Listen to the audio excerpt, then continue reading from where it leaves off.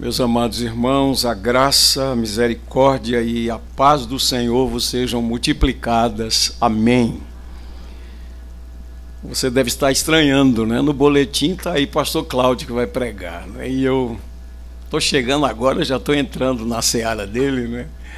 Na verdade, queridos, eu estou aqui atendendo a um pedido do próprio pastor Cláudio. Ele sofreu ontem um pico de pressão, esteve na emergência e me fez um pedido: o sermão que você pregaria à noite, pregue pela manhã, né? E estamos aguardando que Deus o abençoe plenamente. Oremos pelo nosso pastor. Se ele não tiver condições à noite, eu pregarei também com a graça de Deus. Então conto com as suas orações aí redobradas. Queria continuar 2 Timóteo capítulo 4. Queria lhe convidar a abrir a sua Bíblia.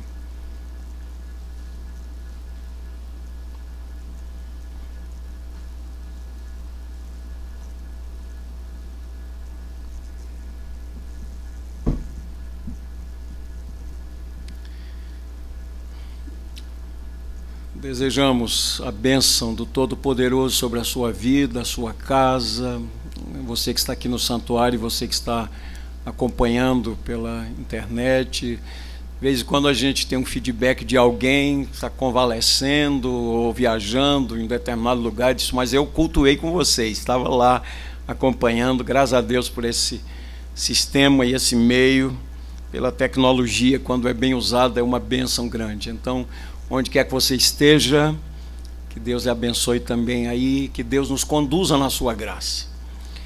Irmãos, eu sempre me emociono muito quando leio essa segunda carta a Timóteo, e de modo muito particular esse 4º capítulo. Tenho dito algumas vezes que essas são as últimas palavras registradas, palavras do apóstolo Paulo. É um documento muito especial. Primeiro, por ser a palavra de Deus, é de valor inestimável, mas tem esse lado afetivo, porque as últimas palavras desse homem que tinha a consciência da morte, estava às portas do martírio, mas ele permanece firme, e ele usa seus últimos momentos de vida para dar instruções a um jovem pastor, numa época bastante difícil do cristianismo. E essas palavras são muito tocantes, todo o capítulo, mas nós vamos ficar agora pela manhã nos primeiros 8 versículos, e se Deus permitir, à noite, a partir do versículo 9 até o final do livro. Então acompanhe comigo essa porção da palavra. Domingo passado eu falei versículos 1º e 2º, eu vou apenas mencioná-los por uma questão de contexto agora. Conjuro-te perante Deus e Cristo Jesus, que há de julgar vivos e mortos, pela sua manifestação e pelo seu reino. Prega a palavra, insta, quer seja oportuno, quer não, corrige, repreende, exorta, com toda longanimidade e doutrina. Pois haverá tempo em que não suportarão a sã doutrina, pelo contrário, cercar-se-ão de mestres segundo as suas próprias cobiças, como que sentindo coceira nos ouvidos, e se recusarão a dar ouvidos à verdade, entregando-se às fábulas. Tu, porém, sê sóbrio em todas as coisas, suporta as aflições, faze o trabalho de um evangelista, cumpre cabalmente o teu ministério. Quanto a mim, estou sendo já oferecido por libação, e o tempo da minha partida é chegado. Combati o bom combate, completei a carreira, guardei a fé. Já agora a coroa da justiça me está guardada, a qual o Senhor, reto juiz, me dará naquele dia, e não somente a mim, mas também a todos quantos amam a sua vinda. Amém, amém. Vamos orar. Obrigado, Pai, pela tua presença preciosa, graciosa, abençoadora, presença santa. Obrigado pela tua palavra, palavra que é a verdade. Nós cremos assim, que ela é verdade objetiva, verdade absoluta, que é uma palavra inerrante, é uma palavra autoritativa, não muda, é uma revelação do Senhor a nós. Obrigado porque o Espírito Santo que inspirou o apóstolo Paulo é o mesmo Espírito Santo que nos ilumina, que nos dá entendimento, que nos guia para toda a verdade. Deus amado, dá-nos a graça de, nesses poucos minutos, aprendermos a preciosidade desse ensinamento. Aviva o nosso coração, renova-nos, Pai. Dá-nos um coração fervoroso, apaixonado, um senso de urgência, de compromisso. Ó Deus, abençoa os teus filhos aqui, os que nos assistem e ouvem, aqueles que estão no leito. De modo particular, nós rogamos o teu favor sobre o pastor Cláudio, sua saúde, que seja próspera a sua saúde física, como pela tua graça tem sido próspera a sua alma. Abençoa o teu filho e glorifica o teu nome nesta hora, Senhor, em nome de Jesus. Amém. Amém. Eu gosto muito de uma palavra atribuída a John Stott, quando ele fala sobre o cristianismo. Ele diz que o cristianismo não é primariamente um sistema de ética, um sistema de ritual, um sistema social ou um sistema eclesiástico. O cristianismo é uma pessoa, a pessoa de Jesus. Olha que coisa linda. Não é um ritual, não é um sistema eclesiástico, não é uma coisa formada pelos homens, não é simplesmente um sistema de ética. O cristianismo é Jesus. E ser cristão significa conhecer a Jesus e seguir os passos de Jesus. Então a gente pode dizer com muita convicção, Paulo foi um cristão. Ele conhecia Jesus. Em um momento anterior dessa carta, falando a respeito dos sofrimentos, ele diz: tenho sofrido todas essas coisas, porém não me envergonho, porque eu sei em quem tenho crido. Olha que coisa linda. Ele não estava lutando por uma causa simplesmente. Ele não era um ativista, ele não era o mártir de uma causa humana, mas ele estava lutando pelo reino. O seu compromisso era com a pessoa bendita de Jesus, e ele aproveitou todas essas oportunidades. Na semana passada nós falamos nos versículos 1º e 2º sobre alguns aspectos dessa vocação que temos como igreja, que é de pregar a palavra, com um senso de urgência, com paciência, com compromisso com a verdade, pregar a palavra. E agora, no texto que lemos, nós temos uma espécie de incentivo. É interessante que isso faz parte da nossa natureza. Nós precisamos de um incentivo. E o apóstolo Paulo traz aqui alguns incentivos. E o primeiro deles, eu quero ser bem objetivo, o primeiro incentivo que ele está dando a Timóteo é que nós estamos na presença de Deus. Guarde isso. Nós estamos na presença de Deus. O salmista, quando escreveu pelo Espírito Santo, Salmo 139, falando a respeito da onipotência, onisciência e onipresença do Senhor, ele orou dizendo: Senhor, tu me sondas e me conheces. Sabes quando me assento e quando me levanto. De longe penetras os meus pensamentos. Ainda a palavra não me chegou à língua, e tu já a conheces toda. Tu me cercas por trás e por diante, e sobre mim pões a tua mão. Ele diz que isso é maravilhoso demais. Então ele começa a descrever aspectos da onisciência e da onipresença de Deus. Para onde fugirei da tua face? Para onde me ausentarei do teu espírito? Se subo aos céus, lá estás. Se faço a minha cama no mais profundo abismo, lá estás também. Se tomo as asas da alvorada e me detenho nos confins dos mares, ainda lá me haverá de guiar a tua mão. Olha que coisa fantástica. O inimigo, quando quer nos seduzir, quando quer nos levar à queda, um dos argumentos que ele usa: ninguém está vendo, ninguém está sabendo. Por que é que geralmente conchavos são feitos a portas fechadas? Por que é que geralmente o mal feito tem sido praticado às escondidas, né? E as pessoas se cercam de todos os cuidados. Mas na verdade, queridos, ninguém pode fugir do olhar de Deus, da presença de Deus. Antes de a gente começar a pensar, Ele já sabe no que a gente vai pensar. Antes de a gente proferir qualquer palavra, Ele conhece as intenções do coração. Ele sabe da sua vida, Ele sabe da minha vida. E essa é uma palavra que deve estar profundamente arraigada à nossa consciência e ao nosso coração. Paulo começa dizendo, chamando Timóteo solenemente: conjuro-te perante Deus e Cristo Jesus. Nós estamos na presença de Deus. Há uma palavra a respeito dessa verdade do Dr. Martin Lloyd Jones. Ele disse: esta é a coisa fundamental, a mais séria de todas, que estamos sempre na presença de Deus. Essa é uma coisa fundamental, é a mais séria de todas. Nós estamos sempre na presença de Deus.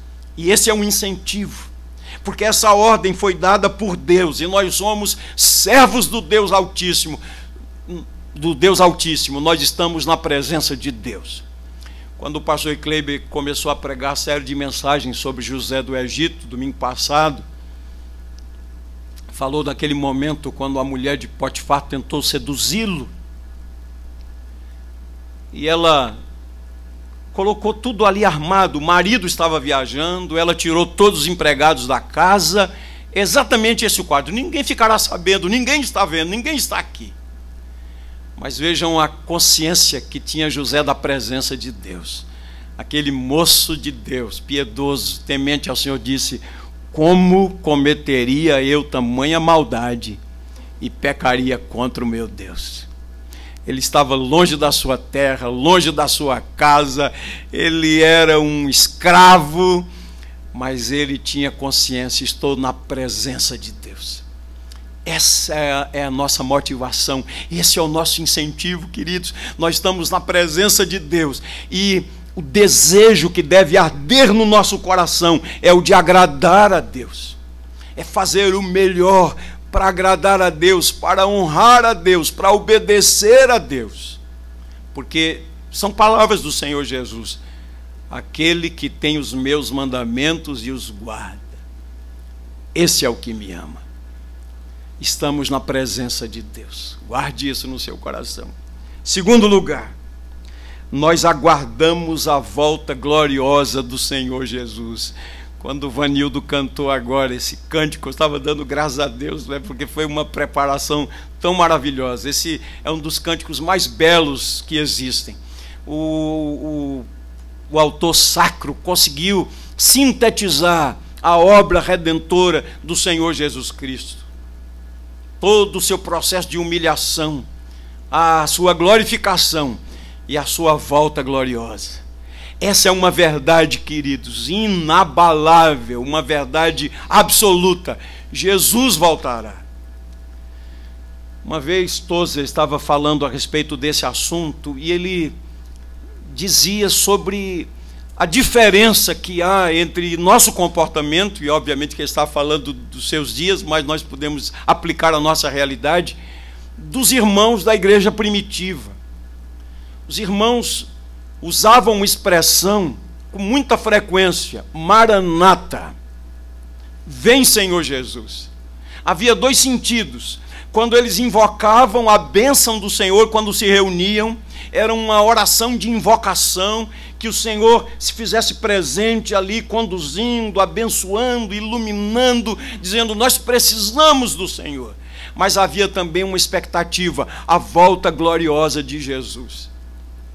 E Tozer diz: por que é que a igreja tem perdido essa disposição para dizer Maranata? A volta de Jesus parece algo tão distante, às vezes na prática como algo inverossímil. Será que ele vem mesmo? Ou então às vezes a gente diz assim: eu creio que ele virá, mas primeiro eu quero me formar, eu quero me casar, eu quero ter minha profissão, eu quero construir a minha vida, depois que ele venha. Estão entendendo? Tozer diz o seguinte: sabe o que tem acontecido? É que durante muito tempo a igreja tem enfatizado as obras de Jesus, mas muito pouco tem enfatizado a pessoa de Jesus. Queridos, quando nós amamos uma pessoa, nós queremos estar perto dessa pessoa, não é? Hoje tem havido uma mudança muito grande no conceito de vida, de educação, as portas se abriram, o mundo se tornou menor, e tem sido até comum nossos filhos da igreja, vão para o exterior, vão estudar. Há algum tempo era mais difícil, inclusive a comunicação, né? Mas hoje, com os recursos tecnológicos, a pessoa pode estar do outro lado do mundo e você conversa, não somente ouve a voz, mas você vê a face. Isso tem aproximado muito, mas não é a mesma coisa, né? Uma coisa é ter uma visão virtual, outra coisa é abraçar, é ouvir a voz, é falar assim de frente para a pessoa, abraçar, beijar a pessoa querida. E quando está chegando o final do curso, está chegando o tempo, há uma expectativa muito grande pela volta da pessoa, porque nós amamos essa pessoa. Mais ou menos assim a igreja primitiva olhava para o Senhor Jesus. Vem, Senhor Jesus. A igreja tinha um amor tão grande pelo Senhor, que essa era uma prioridade. E quando Paulo está falando aqui, convocando Timóteo: conjuro-te perante Deus e Cristo Jesus, que há de julgar vivos e mortos pela manifestação do seu reino. Na verdade, queridos, ele virá. Algumas afirmações nós podemos deduzir do ensinamento de Paulo aqui sobre a segunda vinda de Cristo. Em primeiro lugar, Paulo cria na volta pessoal do Senhor Jesus. Isso era uma convicção que havia no seu coração. Ele cria na volta pessoal do Senhor Jesus. Ele escreveu a respeito do tema nas duas cartas aos Tessalonicenses. E na primeira carta, no capítulo 4, a partir do verso 13, instruindo a igreja, consolando a igreja, ele diz: meus irmãos, com respeito aos que dormem, ou seja, aqueles que já morreram, eu não quero que vocês sejam ignorantes, porque nós, os que estivermos vivos, de modo algum precederemos aqueles que já morreram. Ressoada a trombeta de Deus, ouvida a voz do arcanjo, os mortos em Cristo ressuscitarão primeiro para o encontro com o Senhor nos ares, e depois nós, os que estivermos vivos, seremos arrebatados e estaremos para sempre com o Senhor. E Paulo conclui esse ensinamento no verso 18 dizendo: consolai-vos uns aos outros com estas palavras. Ele cria na volta pessoal do Senhor Jesus Cristo. E é interessante, queridos, mesmo entendendo e percebendo que haveria de morrer antes dessa manifestação graciosa do Senhor Jesus, mas ele continuava esperando a vinda de Jesus. Que nós podemos aprender o seguinte: que cada cristão deveria esperar o Senhor em sua própria geração. Eu queria que você refletisse um pouco sobre essa realidade. Qual é a expectativa do seu coração quanto à volta gloriosa de Jesus? Você crê que ele virá verdadeiramente e o aguarda mesmo? Na verdade, a Bíblia diz que ele virá. E no versículo 8 desse capítulo, Paulo descreve os cristãos como aqueles que amam a vinda do Senhor. Uma segunda afirmação que a gente pode deduzir é que Paulo cria na vinda de Jesus de forma visível. Ele usa aqui uma palavra que significa exatamente isso, uma manifestação visível. A Bíblia diz, e nós cremos, que quando Jesus voltar, todo olho o verá, até mesmo aqueles que o traspassaram. Mas isso arde no seu coração quando você pensa assim: Jesus virá, e pela graça do Senhor eu lá estarei, e os meus olhos o verão. Que coisa linda! Os meus olhos o verão. E há uma outra afirmação: Paulo cria e ensinava que quando Jesus aparecer, olhe aí no verso 1, lá na metade do verso 1, há de julgar vivos e mortos. Tanto aqueles que pregam a palavra de Deus, como aqueles que ouvem a pregação da palavra de Deus, terão de prestar contas a Cristo quando Ele aparecer. Essa é uma verdade que precisa ser dita. Isso era um incentivo para Timóteo, é um incentivo para nós. Nós estamos pregando o evangelho de um Senhor cuja vida foi moída, foi entregue espontaneamente, voluntariamente, por obediência ao Pai, dentro do plano perfeito da Trindade, de alguém que se entregou voluntariamente. O justo morreu pelos injustos, mas ele não foi um derrotado. Foi morto, verdadeiramente, foi sepultado, mas pela graça e pelo poder de Deus, ressuscitou dos mortos ao terceiro dia. Foi assunto aos céus, está à direita de Deus Pai, de onde há de vir para julgar os vivos e os mortos. Eu sei que algumas pessoas zombam quanto a isso, não creem na volta de Jesus, mas isso não é uma coisa nova. Já nos dias do apóstolo Pedro, se você olhar rapidamente, segunda carta de Pedro, no 3º capítulo, o apóstolo Pedro está dizendo assim, 3º capítulo, 2 de Pedro, logo no verso 1. Amados, esta é agora a segunda epístola que vos escrevo. Em ambas procuro despertar com lembranças a vossa mente esclarecida, para que vos recordeis das palavras que anteriormente foram ditas pelos santos profetas, bem como do mandamento do Senhor e Salvador ensinado pelos vossos apóstolos, tendo em conta, antes de tudo, que nos últimos dias virão escarnecedores com seus escárnios, andando segundo as próprias paixões e dizendo: onde está a promessa da sua vinda?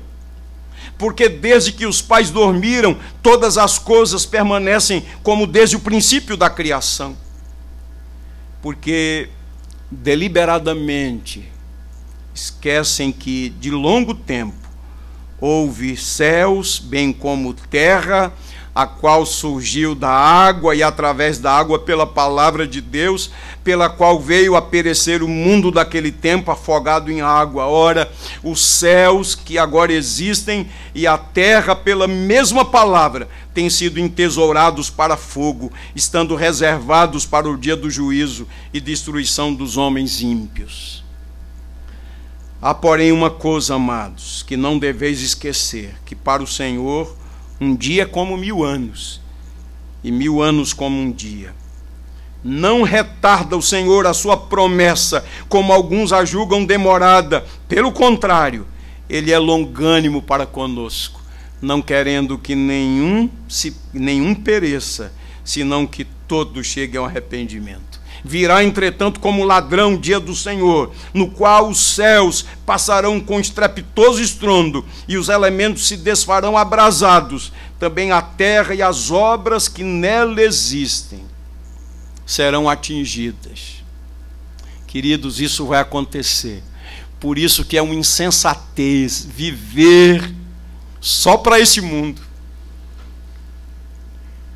Viver apenas para o temporal. Por isso que é uma insensatez não buscar em primeiro lugar o reino de Deus e a sua justiça. Por isso que é uma insensatez buscar em primeiro lugar as outras coisas. Por isso que é uma insensatez viver no tempo presente como se a eternidade fosse aqui. Investir tudo aqui. como se nossa vida fosse resumida a tudo que está aqui. O que a Bíblia diz, queridos, literalmente aqui, é que não ficará pedra sobre pedra.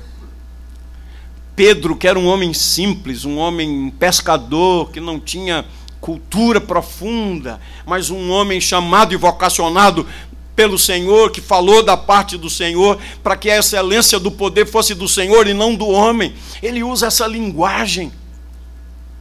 Ele fala a respeito dos elementos que se desfarão em brasa, fala de estrepitoso estrondo, fala que a terra e tudo que nela existe serão atingidos.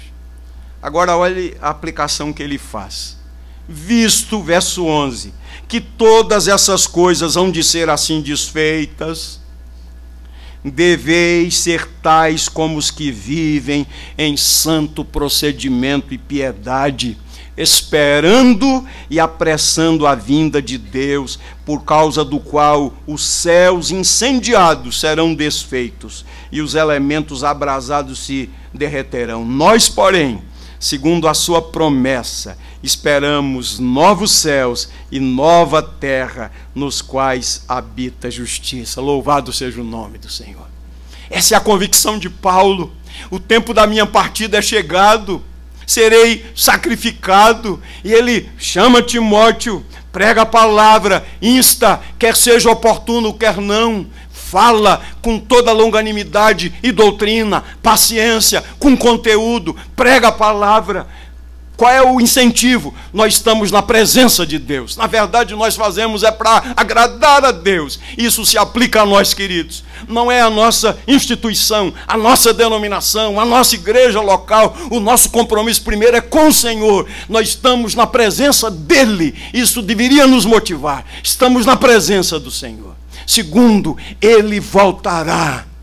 Isso é uma verdade absoluta. Eu lhe digo, meu irmão, minha irmã, você que pela graça está firme nos caminhos do Senhor, que está piedosamente buscando ao Senhor, você que está com o coração frio, sua alma é árida, você não tem mais ânimo para louvar ao Senhor, você abandonou o primeiro amor, a você que está desviado, está longe dos caminhos de Deus, zombando da graça de Deus, eu lhe digo em nome do Senhor e digo a mim mesmo, Ele virá. E Ele haverá de julgar a nossa vida e as nossas obras. Nós compareceremos perante o tribunal de Cristo. Essa é a palavra do Senhor. Por isso a esperança está na pessoa bendita de Jesus. Aqueles que estiverem cobertos pelo sangue de Jesus, debaixo do sangue de Jesus, justificados por Ele, porque a Bíblia diz, nenhuma condenação há para os que estão em Cristo Jesus. Queridos, é tão sério o ministério da igreja, que nós estamos tratando com vida ou morte. É vida ou morte, não tem uma terceira alternativa. É vida ou morte. Que Deus nos dê a graça dessa consciência e que nós possamos piedosamente, para a glória dEle, pela graça dEle, aguardar e apressar a volta gloriosa do Senhor. Terceiro lugar, um terceiro incentivo, é um compromisso com a verdade.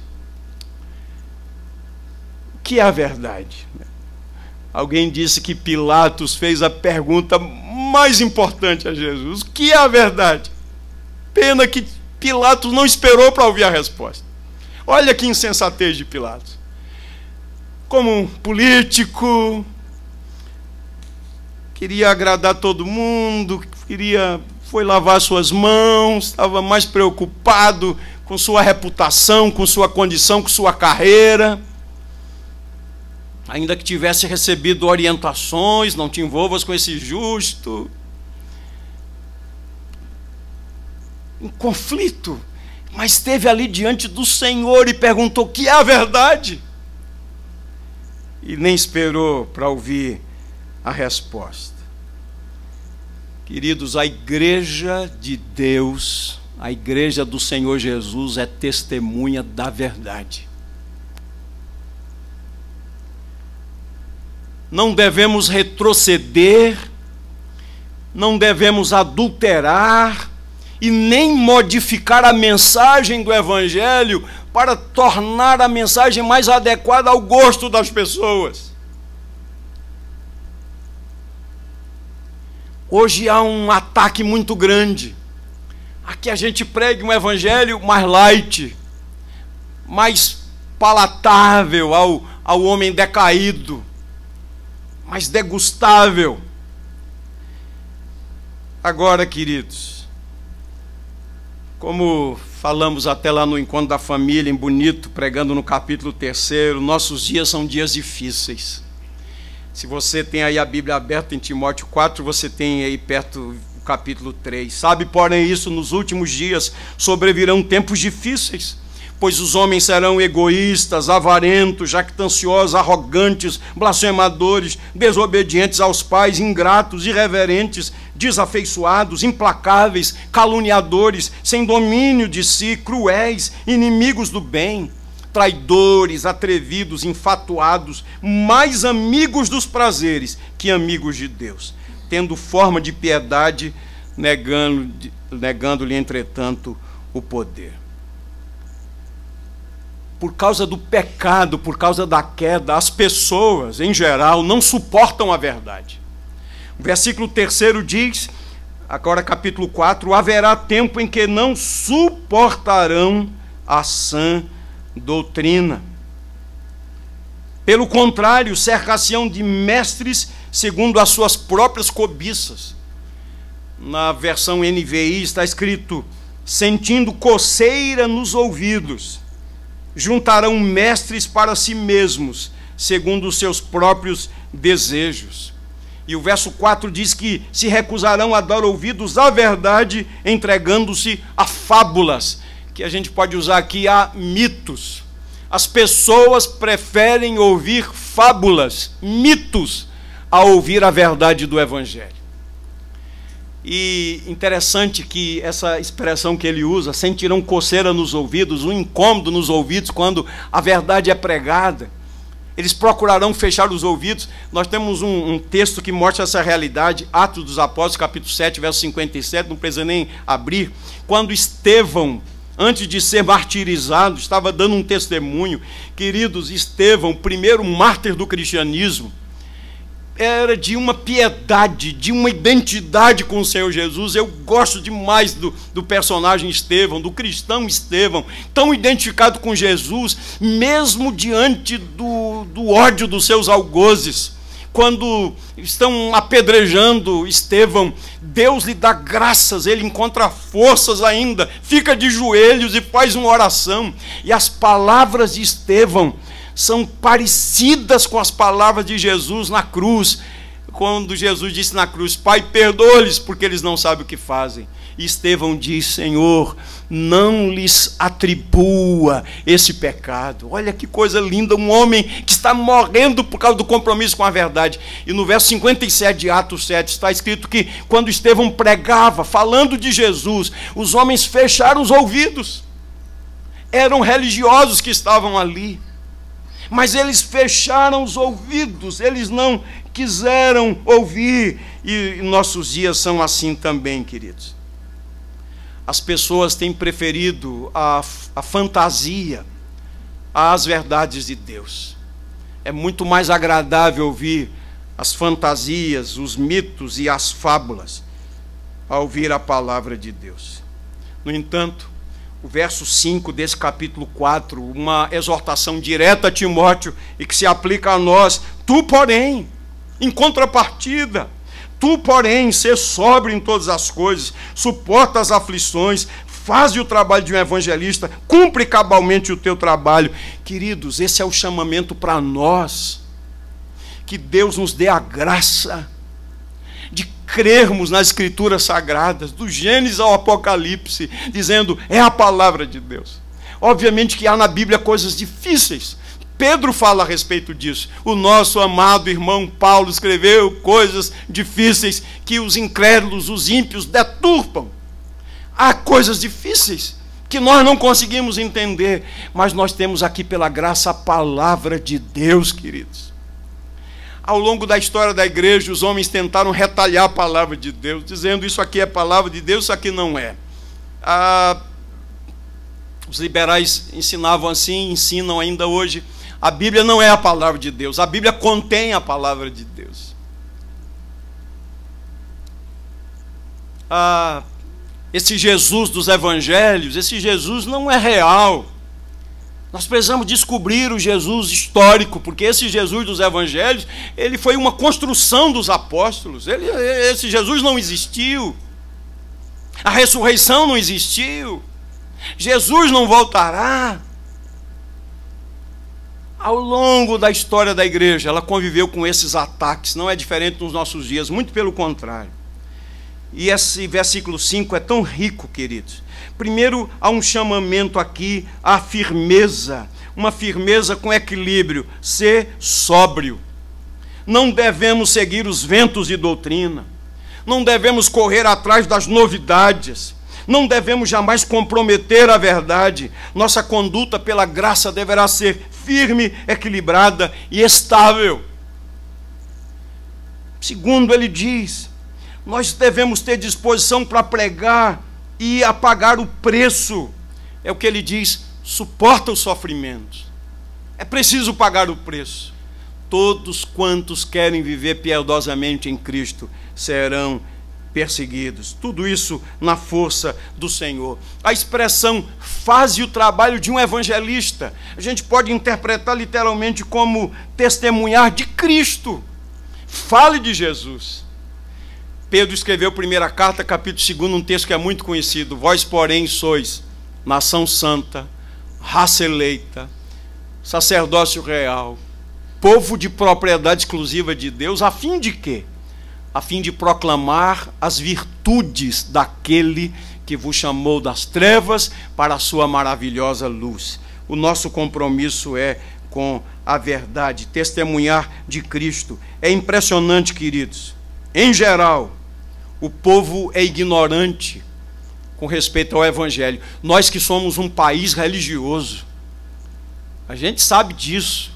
É no interior, nos grotões, nos grandes centros. As pessoas não conhecem a Bíblia. Elas não conhecem o Evangelho. Não conhecem a verdade de Deus. Houve um tempo nesse país, no início do século passado, isso aconteceu muito aqui na região agreste, quando exemplares da Bíblia eram queimados em praça pública. Nossos pais na fé passaram por momentos assim. Na verdade, a igreja da maioria dizia assim: o povo não pode ter acesso à Bíblia. Somente a igreja tem o poder para interpretar a Bíblia. E as pessoas eram privadas. Eu dou graças a Deus quando vejo que hoje a igreja da maioria tem pessoas que estão lá dentro e as pessoas estão lendo a Bíblia. E eu digo assim, a fé vem pelo ouvir. Eu digo não, a Bíblia diz, eu repito aqui. A fé vem pelo ouvir, e ouvir a palavra de Deus. Mas em geral as pessoas não conhecem a verdade. E o Evangelho deve não apenas ser preservado de distorções, mas também pregado. Quando Paulo escreveu aos Coríntios, ele diz: quando eu estive com vocês, eu não vos fiz saber outra coisa senão Cristo e esse crucificado. Era a essência da sua mensagem. E ele termina no verso 5 dizendo sobre constância na fidelidade. Cumpre cabalmente o teu ministério. Que Deus nos dê a graça dessa constância. Estão acompanhando ainda, queridos, esses incentivos da palavra de Deus? Estamos na presença de Deus. Aguardamos a volta gloriosa do Senhor Jesus, então vamos esperar e apressar esse dia, conforme a instrução bíblica. Terceiro, nós temos um compromisso com a verdade. E eu queria concluir com um exemplo de Paulo, versos 6 a 8, terminando com esses versículos. O que nós temos aqui é uma ilustração desse incentivo. Paulo está falando aqui pelo Espírito de Deus. E pela graça de Deus ele foi fiel assim. No ocaso de sua vida, depois de cerca de 30 anos de ministério, ele está dizendo pela graça de Deus, combati o bom combate. Quando lemos em Atos e em suas cartas, nós percebemos claramente que sua vida foi marcada por duras e grandes provas, grandes lutas. Quantas perseguições, quantas afrontas. Acusado pelos judeus, acusado pelos gentios, em perigos entre patrícios, em perigos entre falsos irmãos, apedrejado, chicoteado, esbofeteado, sofreu naufrágios, esteve na voragem do mar, passou fome, nudez, perigo, espada. Na carta aos Gálatas ele diz: ninguém me moleste, porque eu trago no corpo as marcas de Cristo. Fique imaginando Paulo, que para os padrões de hoje não era velho, deveria ter aí 64 anos de vida, mas ele já estava tão envelhecido pelas circunstâncias, tanto que ele diz: Paulo o velho. Imagino Paulo cheio de cicatrizes, quem sabe mancando, tinha uma enfermidade nos olhos. Com tudo isso, nós não temos aqui um homem frustrado, um homem que diz assim: o que foi que eu fiz da vida? Olha como é que eu estou terminando a vida, nem patrimônio eu tenho, não é? Nem minha casa, minha vida eu tenho, não é? Nada, absolutamente nada, não é? Tinha absolutamente nada, nenhum bem. A coisa que ele pediu a Timóteo foi uma capa e os livros, especialmente os pergaminhos que ele tinha deixado na casa de Carpo. Mas você não encontra aqui um homem frustrado, lamentando, que está lá dizendo: ó vida, ó céus, nada disso. Esse homem está dizendo: pela graça de Deus, combati o bom combate. E diz mais: completei a carreira, ou seja, terminei a corrida. Sua vida literalmente tinha um propósito. Falando aos presbíteros de Éfeso, lá em Mileto, há um versículo que muito me toca o coração, eu vou apenas ler rapidamente para eles abrir Atos 20, 24. Porém, nada considero a vida preciosa para mim mesmo, contanto que complete a minha carreira e o ministério que recebi do Senhor Jesus para testemunhar o evangelho da graça de Deus. Era esse o propósito da sua vida, era esse o propósito. E eu quero lhe dizer, querido, você que é pastor como eu, você que é presbítero, diácono, mas você que é um profissional liberal, você que é do lar, você que é um estudante, eu quero dizer que como cristão, e como cristãos, você e eu, o nosso propósito de vida deverá ser o mesmo do apóstolo Paulo. Você é um engenheiro para a glória de Deus. Você é um médico para a glória de Deus. Você é um professor para a glória de Deus. Você é um advogado para a glória de Deus. Um magistrado, um empresário, um executivo, um estudante, uma bela dona de casa, para a glória de Deus. Mas o propósito de nossa vida é fazer Jesus conhecido, é promover a glória de Deus. Talvez sua profissão lhe renda um bom salário, um excelente, e não tem nada de errado em ganhar um excelente salário. Deus lhe abençoe. O problema está em colocar o coração nesse grande salário. Não há nenhum problema em ter patrimônio, não há nenhuma dificuldade em viver bem, nenhum problema. O problema é onde é que está o seu coração. Essa é que é a questão. Seja qual for sua condição econômico-financeira, que o seu coração esteja no Senhor. Que o propósito de sua vida seja esse: completar a carreira. Você é uma testemunha do Senhor Jesus. E depois ele diz: guardei a fé.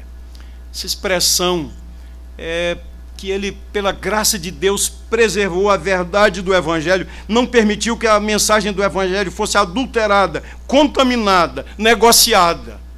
Agora ele diz: estou aguardando a coroa da justiça, a qual o Senhor reto juiz me dará naquele dia, não somente a mim, mas a todos quantos amam a sua vinda. Paulo, pela graça, foi referência para Timóteo e para nós. Referência de alguém que sabia viver na presença de Deus, que vivia na presença de Deus. De alguém que amava, esperava e apressava a volta gloriosa de Jesus. Referência de alguém comprometido com a verdade. pregou o evangelho com fidelidade durante cerca de 30 anos, e agora, preso, aguardando o martírio. Você vai ver a sequência do texto. Ele ainda aproveitou uma oportunidade. Quando esteve perante o tribunal, ele disse: ninguém foi a meu favor, mas o Senhor lhe deu a graça. E mesmo ali no tribunal, ele aproveitou para testemunhar do Senhor Jesus Cristo. Que aplicações podemos fazer, queridos irmãos? Eu tinha várias coisas a dizer, mas vou concluir aqui com algumas aplicações. Queria depois pedir que você lembrasse Hebreus capítulo 12, os primeiros versículos. Visto que temos a rodear-nos tão grande nuvem de testemunhas. Certamente uma referência àqueles heróis da fé do capítulo 11. A palavra é: corramos com perseverança a carreira que nos está proposta, desembaraçando-nos de todo o peso e do pecado que tenazmente nos assedia, olhando firmemente para Jesus, o autor e consumador da nossa fé. Quando eu estudava esse texto, eu pensava na nossa igreja, a primeira igreja. Nós somos uma igreja histórica, e eu quero chamá-la aqui de histórica no que diz respeito à sã doutrina, ao compromisso com a verdade. Somos também uma igreja centenária. Aqueles que plantaram essa igreja, que viveram antes de nós, aquela geração que já está na glória, homens e mulheres de Deus, foram fiéis, enfrentaram épocas e desvios, quando o modernismo procurou solapar a verdade de Deus na igreja. Irmãos permaneceram fiéis, nos entregaram aquele bastão, e nós estamos vivendo os nossos dias e fazendo história para a glória de Deus. Nós vivemos dias de frieza espiritual, de aridez de alma. Às vezes nós estamos no santuário, no culto, mas nosso coração está frio. O nosso corpo está aqui, mas nosso coração está em outro lugar. Às vezes a gente está no culto, mas não queria estar no culto, queria estar em outro lugar. Frieza espiritual. Adultério do evangelho. Essa tentativa de adequar o evangelho ao gosto das pessoas. Isso é um pecado grave, porque a verdade de Deus é inegociável. Dias de apostasia. Quantos que corriam bem e de longe agora vão? Quantos têm negado a fé? Fico triste quando vejo alguns, foram até contemporâneos meus no seminário. Dia desse estava conversando com alguém a respeito de um colega, era brilhante, era inteligente, sabia muito hebraico, era um brilhante. Hoje ele tem uma outra atividade profissional, é uma pessoa importante na sociedade, mas que tristeza, hoje ele é um ateu. Hoje ele é um ateu. Alguém que estudou a Bíblia lá nos originais, que conhecia, hoje é um ateu. Apostasia. O Senhor nos conceda a graça de uma vida piedosa e operosa para a glória de Deus, queridos. Amém.